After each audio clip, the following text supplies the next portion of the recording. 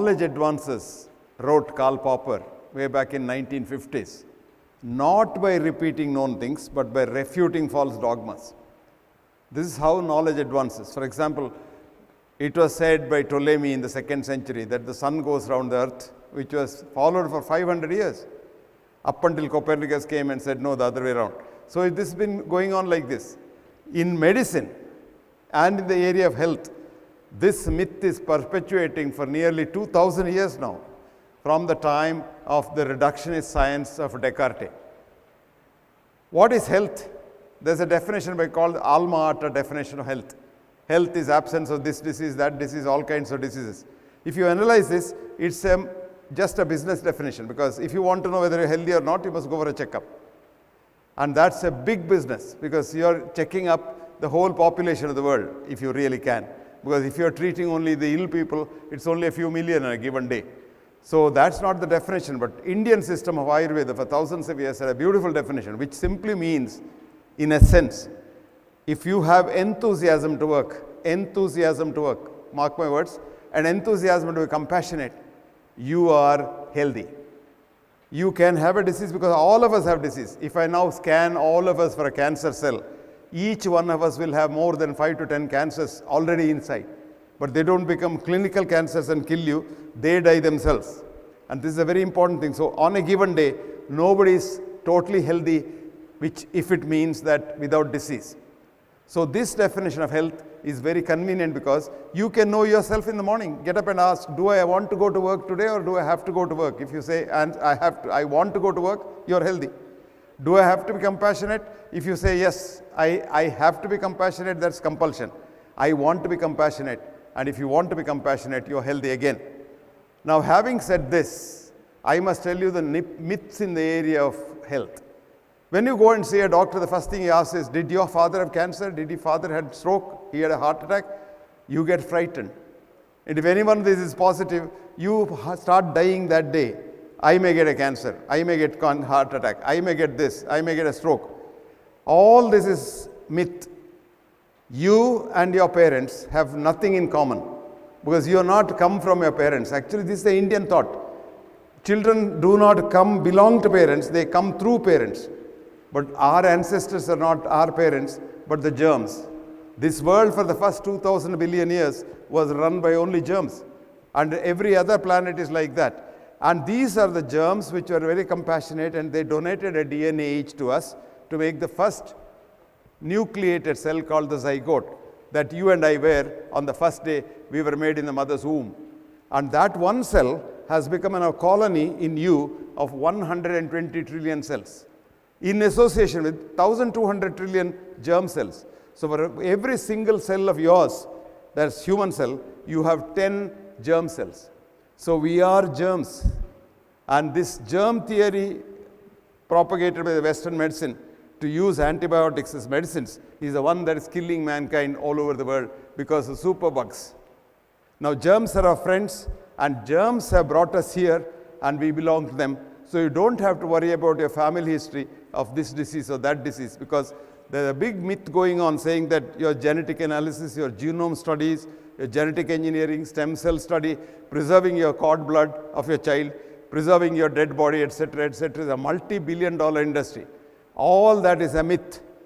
What is true today is, if you are healthy today, you're lucky. If you're unhealthy today, you're lucky. There's nothing that you can do to preserve your health or continue it. But one thing is, health is environmental. Health is not genetic. You're not inherited from your parents. Health is purely environmental. In this context, we again talk of, and we have been talking about, the risk factors. Your heart disease, your hypertension, diabetes, body weight, height, weight, mass index, your girth of the abdomen, girth of your all kinds of things we talk about. All this has been again proved wrong, because a largest study, the longest study and the biggest study, which is called the MR-FIT study, Mr. Fit study, multiple risk factor intervention trial, which went on for prospectively 25 years, showed that there isn't anything called risk factor. Even if you remove the risks by intervention, the risk, if anything, remains. So even if you whether remove the risk factor or not, the risk remains. But the only thing that can save you is change your lifestyle. This is because lifestyle is the biggest environment. What is the environment of the human body? Human body is in fact human mind only. With quantum physics, we have quantum understanding. Matter is energy, energy is matter. For such of you who don't belong to the science stream, I'll give you a nice article. Please read this. Matter is not made out of matter. That's the article. Matter is not made out of matter. Written by a man who got the Nobel Prize and the alternate Nobel Prize. Because he called E is equal to M. Energy is matter, matter is energy, as a duality. And the man has written this article so for you. And in the article he writes, I quote, he says, I am just a scientist, like a child playing in the sands, the sand time. But the Indian sages have called this Advaita thousands of years ago. And he says, that is the philosophy that runs quantum physics. And your body is a holographic projection of your mind, which is called your consciousness. And the mind is not in the brain as we think and as we practice in psychiatry. We give you drugs when you have some mental problems. These drugs go and affect the brain where the mind is not there, and the brain gets damaged. So the drugs only damage the brain and do not treat you. As a matter of fact, create more problems. But what is important is the mind is the environment of the body. I am repeating this. The mind is the environment of the body. So if you have to get any disease to the mind and to the body, it's again the mind that affects the whole thing. And if you want to get rid of it, you have to change your mind. So in short, mind your mind, and that will mind your illness and wellness. Now, what is the most important part of the mind? Your thinking. The most dangerous part of the environment of mind is arrogance, hubris. I. You all know I. I starts illness. You just change that I into we, wellness. That's all the difference. Did you understand? The difference between illness and wellness is how you look at yourself. If you think you are the biggest man under the sun, you are always ill. Remember that. Almost all our politicians have got all kinds of illnesses. You don't know them. They take so many drugs. Now you think there is a drug for everything, so why worry? One patient came to me once and said, look doctor, I want to drink, I want to smoke, but I don't want to get diseases. Give me a pill. This is how people think, because they think there is a pill for every ill. But the reality is, while there is no pill for every ill, there is an ill following every pill. And this is true because every pill is a reductionist chemical. And studies have shown when you take a pill, irrespective of what pill it is, from aspirin to the statins or whatever, it goes inside the system and the body's wisdom says, oh, this doesn't belong to me, I don't know, this is a poison, so it must be destroyed. It sends it to the liver. So every tablet that you take, every injection that you take, the drug chemical goes to the liver and damages the liver. And today there is an epidemic called non-alcoholic cirrhosis of the liver. It is a very dangerous disease. There is no treatment at all. The only treatment now they claim is liver transplant. And all this is because today we have a huge disease called adverse drug reactions, ADR. And the ADR is a leading cause of death in the world. And this is because we think wrongly that the disease can be corrected by correcting the body. The disease cannot be corrected by correcting the body. Disease can only be corrected by correcting the mind. And this was shown in elegant studies. And it's also shown that the disease is cured by your own system. Remember that? It's not the outside system. Your own system cures the disease. And this is very interesting. They did a large study in Oxford University with the collaboration of Oxford, Cambridge, Munich and Hamburg universities, led by Oxford's Professor Bengal. And this study they showed that a patient has severe pain, the worst pain that you can have, because pain is man's greatest enemy. Yesterday pain was the enemy, today pain is the enemy, and in your tomorrow also pain will be the enemy of mankind. And our job is cure rarely, comfort mostly, but console always. Even a patient with cancer, I can console him. Even a patient with any kind of pain today, I can relieve. But I was thinking, up until this study came out, that we are treating pain. On the contrary, what's happening is this study elegantly showed that patient had severe pain and they were giving him intravenous drip of morphine. Morphine is the best painkiller. But they told the patient, this is not morphine. What we are giving you is a new vitamin we have found out for you. It will not remove your pain, but your disease will go. And would you believe nobody's pain went? Pain did not disappear when morphia was going intravenously. If you take a tablet of morphia, your pain will go. Then they were surprised. So they did a crossover study. They ran a saline drip, simple saline drip, and told the patient, this is the best salt of morphine that we have discovered. And your pain will go like that. And would you believe the pain went like that? They were nonplussed, what's happening? So they repeated the whole study with an fMRI, concurrent fMRI. fMRI tells you what the brain is doing. And when they found that morphine was running, but the patient believed, mark my words, believed, because he had faith in the doctor that it's not morphine. When he believed it's not morphine, the brain slept. When saline was going and the doctor told him it's morphine, and he believed the doctor, and then pain got relieved because the forebrain produced such powerful opioids that in no time the pain went. So who treated the pain? Not the drug, but your own brain, your own body, your own immune system.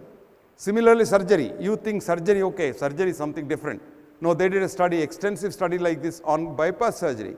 And they showed even bypass surgery is a placebo effect. Nothing happens by the surgery, but the placebo effect. The mind says, okay, I am treated. I've had a bypass surgery, nothing to worry about it. This is a very nice study called Placebo Effect in Bypass Surgery, and the first author's name is Grabos. Grabos is a very big director of interventional cardiology in Harvard. And this study shows that when a patient was taken to the theater, anesthetized, and when he woke up, he was told, you had a wonderful bypass surgery. Your surgery was very successful. And he went home, and he's successful. 1 year later, scanning showed blood supply had come back to the heart, which means you are treating your own self, which is called the placebo effect. If anyone is trying to check this, there's an article called Placebo Effect in Science Translational Medicine, very important journal. It's 2011 is the year, volume is 3, page is 70. And the first author's name is Bingel, B-I-N-G-E-L. He is a professor of medicine in Oxford. All this goes to show now that the myth that we are doing everything and every tablet, every disease requires a pill is all a myth. Having said all this, what is the future? What's your tomorrow? Now we have to get a generation of future generation trained to have a healthy mind. Today, what's the training in the medical college or engineering college or IIT? I was asking a girl a little while ago, what are you trying to do? I'm in biomedical engineering and I'm looking at hospital equipment to see whether we can change that and do something better. These equipment do nothing. As a matter of fact, some of these equipments are the bane for our. You simply scan people. You know, in the olden days, there wasn't anything called multiple cysts in the ovary, this, that, and all. Patient is fine. Patient is doing well, but the scan shows something. Is there any woman who does not miss a single ovum coming out of the ovary and making a cyst in it? No, there isn't. But we didn't know that she had a disease.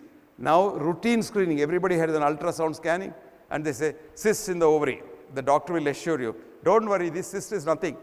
As you're turning to go, he says, occasionally it may become a cancer. And that's finished.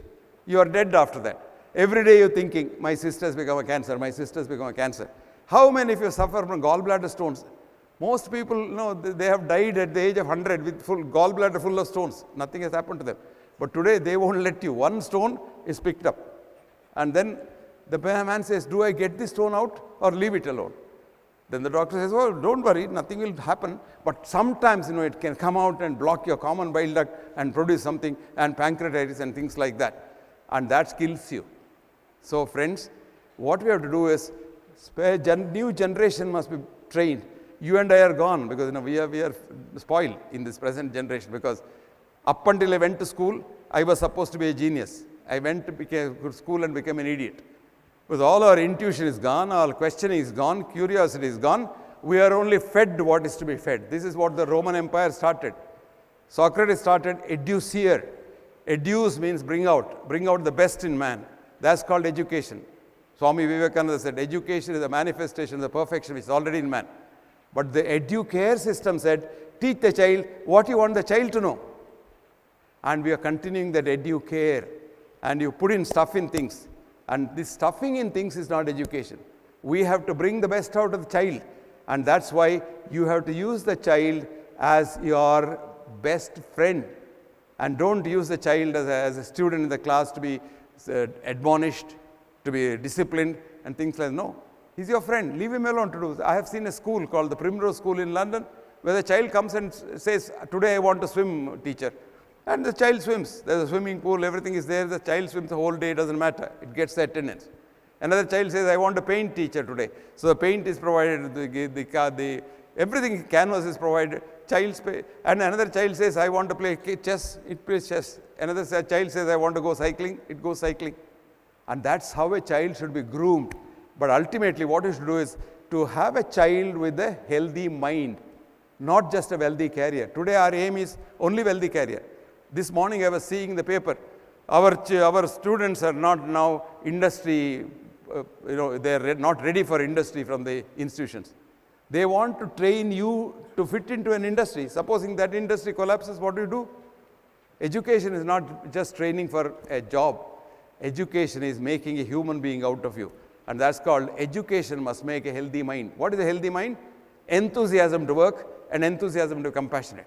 Imagine all the 1.3 billion people in India become healthy minded. What will happen? We have so many people to work. Today, even 2% of the people don't want to work. They have to work, that's a different thing. They don't want to work.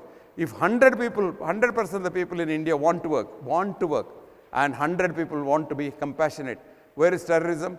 Where is rape? Where is problems? Where is criminal? Nobody. And even probably the politicians will change. So let us create a generation of healthy minds. And if you have a healthy mind, you have a healthy body. And that's where it is. The usual saying, in a healthy body, there is a healthy mind, is not wrong. It's the other way around. When a healthy mind and a healthy body, they reside together, diseases disappear. And you become very, very tranquil, very nice. I'm coming back to where I started. There are a lot of myths in the field of health and also in the field of diseases. Most diseases are our friends. Don't hate diseases. Love diseases. And tell the disease, let's be friends. And my immune system will cure you. And if you develop your immune system, it will certainly cure you. The whole of Ayurveda is based on this principle. And what does it say? Aptopasevi bhavet arogyam. Treat everyone as your near and dear ones. You will be healthy, and the whole world will be healthy, and nothing to worry about any part. Thank you very much for giving me an opportunity. It was very nice talking to you.